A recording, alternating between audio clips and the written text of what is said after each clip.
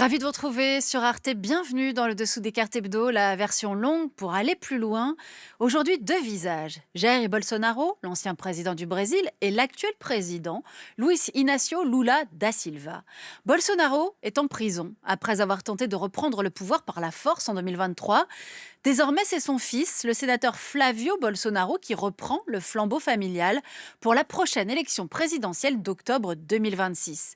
Lula va de nouveau candidater pour la 7e fois, en dépit de ses 80 ans et d'un état de santé fragile, en dépit également d'un bilan critiqué, insécurité, corruption, mauvaise gestion des entreprises publiques.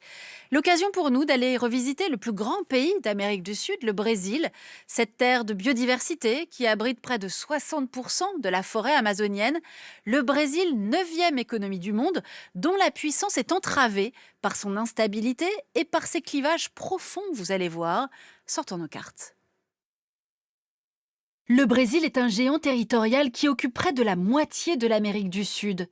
5e pays le plus vaste du monde, il s'étend sur plus de 8,5 millions de kilomètres carrés et il est si immense que tous les pays de l'Union européenne pourraient y tenir 2 fois. Le Brésil partage ses frontières avec presque tous les pays d'Amérique du Sud, y compris avec la France grâce à la Guyane, à l'exception du Chili et de l'Équateur. Cette immensité territoriale confère au Brésil un littoral atlantique exceptionnel de près de 7500 km et des paysages d'une diversité remarquable, voyons lesquels. Au nord, la carte se teinte de vert. Le bassin de l'Amazonie, qui couvre près de 60% de la surface nationale, structure en partie le territoire brésilien. La forêt tropicale, traversée par le fleuve Amazone, le plus puissant du globe, constitue l'un des plus vastes réservoirs de biodiversité de la planète. En glissant vers le centre, le vert laisse place aux plateaux et aux savanes du Cerrado. C'est là que s'élève Brasilia, capitale surgie du néant en 1960 pour affirmer la maîtrise de l'intérieur du pays. Enfin, sur la façade sud-est, l'urbanisation devient massive. Avec 22 millions d'habitants, l'agglomération de Sao Paulo s'impose comme une mégalopole tentaculaire, la plus vaste d'Amérique latine. Autour de Sao Paulo, Rio de Janeiro et Belo Horizonte se dessine le Brésil puissant et moderne. Banques, sièges de grandes entreprises, industrie automobile, haute technologie, c'est ici que bat le cœur économique du pays.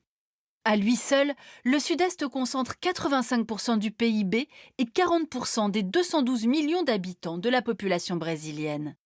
En parallèle, cette hyperconcentration urbaine engendre de profondes inégalités sociales, et c'est ce qu'on va voir maintenant. Voici Rocinha, à Rio de Janeiro, la favela la plus peuplée du Brésil. Dans le pays, 16 millions de personnes vivent dans des bidonvilles, soit 8% de la population. Les migrants qui s'entassent dans les favelas viennent en majorité du Nord-Est, la seconde région la plus étendue du Brésil, qui concentre 29% de la population du pays, mais dont le PIB ne dépasse pas 13% de la richesse nationale. Cette région, la plus pauvre du pays, est aussi celle où la population est la plus métissée, dépassant les 2/3. Au Brésil, 6,5 millions de personnes souffrent de la faim et les 1% de personnes les plus aisées détiennent près de la moitié des richesses nationales. Phénomène structurel de grande ampleur, le Brésil est aussi touché par la violence, avec des taux très élevés d'homicides dans le nord-est et dans le centre du pays, mais aussi dans l'état de Rio de Janeiro, lui aussi confronté à une criminalité importante. Marqué par les inégalités criantes, le Brésil dispose pourtant d'un fort potentiel économique et de ressources naturelles abondantes, c'est ce qu'on va voir maintenant.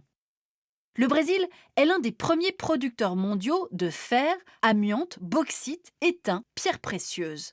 L'État du Minas Gerais, littéralement mine générale, situé au sud-est, assure près de la moitié de la production nationale. Une extraction minière qui s'est encore développée sous la présidence de Jair Bolsonaro, au mépris des questions environnementales. Autre secteur phare, l'agriculture. Le Brésil est un géant agricole, premier producteur mondial de soja, de café, de sucre, de jus d'orange, deuxième producteur mondial de maïs. Avec un cheptel de plus de 238 millions de têtes de bétail, soit plus que sa population nationale, le Brésil est aussi le premier producteur et exportateur de viande bovine au monde. Depuis le début des années 90, cette montée en puissance repose sur un modèle d'agrobusiness tourné vers l'exportation. Culture OGM, usage massif de pesticides et extension des surfaces cultivées, le Brésil a fait le choix d'un productivisme assumé, avec là aussi des conséquences désastreuses pour l'environnement. En Amazonie, dans l'état du Rondônia, les terres agricoles et l'urbanisation ont grignoté à partir du milieu des années 80 des pans entiers de la plus grande forêt tropicale de la planète. Au Brésil, 17% de la forêt amazonienne a déjà été détruite entre 1988 et 2022, avec des conséquences majeures pour le climat. La préservation de la forêt amazonienne, c'était l'une des grandes promesses du candidat Lula da Silva lors de la campagne présidentielle de 2022. Il a battu de justesse le candidat d'extrême droite Jair Bolsonaro. Bolsonaro-Lula, deux visions du Brésil aux antipodes. Explication. Sur cette carte, on peut voir que le Brésil est électoralement très polarisé. Lors de l'élection présidentielle de 2022, le Nord et l'Est ont largement soutenu le leader de la gauche, Lula. Ces régions concentrent une grande part des bénéficiaires des aides sociales comme la Bolsa Familia, bourse familiale. Ces aides ont été fortement développées lors des deux premiers mandats de Lula, entre 2003 et 2011, période durant laquelle le salaire minimum a également été augmenté, permettant à des millions de Brésiliens de sortir de la pauvreté. Son adversaire, Jair Bolsonaro, a été élu en 2018 avec l'appui des 3 B, bœuf, balle et Bible, soit le puissant lobby agro-industriel, les défenseurs du port d'armes et les fidèles du protestantisme pentecôtiste. Bolsonaro s'est appuyé sur les États du Sud et du Centre-Ouest, régions marquées par l'élevage bovin et un fort conservatisme. Politiquement comme économiquement, le Brésil souffre d'instabilité et alterne des phases de croissance et de récession. Minée par des affaires de corruption, la crise du Covid en 2020 a également révélé les failles structurelles du pays. Avec 700 000 morts, le Brésil a payé l'un des plus lourds tributs au monde, notamment dans les régions marquées par l'isolement sanitaire et par la vulnérabilité des populations autochtones. La gestion de la crise par l'ancien président Jair Bolsonaro a été vivement critiquée, le Sénat brésilien pointant une négligence délibérée. Baisse de l'inflation, du chômage, retour de la croissance. Depuis la réélection du président Lula, la plupart des indicateurs économiques sont repassés au vert. Pourtant, la marge de manœuvre de l'ancien syndicaliste reste étroite. À la Chambre des députés, seuls 130 élus sur 513 lui sont véritablement acquis. Déterminé à tourner la page des années Bolsonaro, condamné à 27 ans de prison pour sa tentative de coup d'État du 8 janvier 2023, Lula n'échappe pas aux contradictions. S'il affiche de grandes ambitions en matière de lutte contre le changement climatique, avec en point d'orgue l'organisation de la COP30 à Belém, il continue néanmoins de miser sur les énergies fossiles pour enrichir son pays.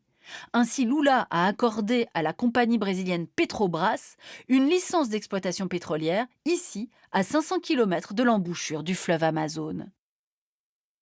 Sur la scène internationale, Lula marque aussi une rupture.